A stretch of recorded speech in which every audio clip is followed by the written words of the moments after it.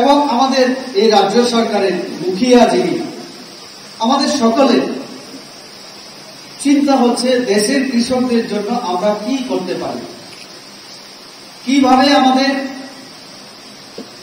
অর্থনৈতিক উন্নতি আমরা সাধন করতে পারি কৃষকদের, অন্নদাতাদের। সেই চিন্তা থেকে আমাদের প্রধানমন্ত্রী পুরো দেশে বিভিন্ন জায়গায় কৃষি বিজ্ঞান কেন্দ্রগুলিকে কাজে লাগিয়ে অন্নদাতা যে সমাজ, তাদেরকে কিভাবে সাহায্য করা যায় তার জন্য প্রতিদিন প্রতি মুহূর্তে এরকম কর্মসূচি, চিন্তা ভাবনা, বিভিন্নভাবে সহায়তা করার চেষ্টা জারি রেখেছেন আমাদের প্রধানমন্ত্রী এবং আমাদের সরকার।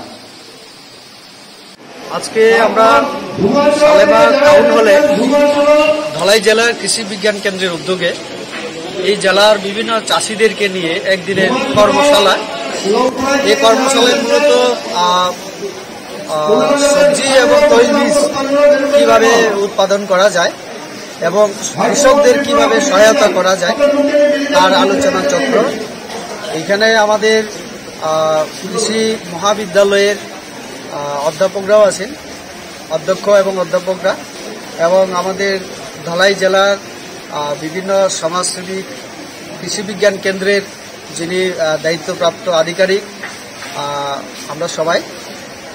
আজকের যে আলোচনা চক্র খুব ভালো হয়েছে এবং আজকে এই আলোচনা চক্রের পরে আমাদের কৃষকদের মধ্যে বিভিন্ন সামগ্রী, বিশেষ করে বিভিন্ন সবজির বীজ, আরও বিভিন্ন ধরনের উপকরণ তাদের হাতে তুলে দেওয়া হবে। ধন্যবাদ।